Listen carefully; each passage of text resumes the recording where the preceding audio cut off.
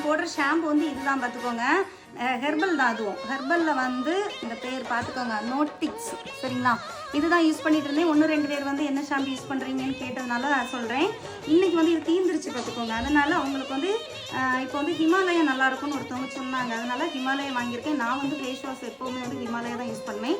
சரி பிள்ளைங்களுக்கு அதே வாங்கிடுவோம் அப்படின்னு சொல்லிட்டு அவங்க சொன்னதுனால நல்லாயிருக்குன்னு சொன்னதுனால வாங்கிட்டேன். இது வந்து பவுட்ரு, இது ஷாம்பு. ப்ரூனோவுக்கு நிறைய ஹேர் இருக்கிறனால கண்டிஷ்னர் ஒன்று வாங்கியிருக்கேன். சரியா? அப்புறம் வந்து பெடிகிரி வாங்கியிருக்கேன் பப்பிக்குள்ளது.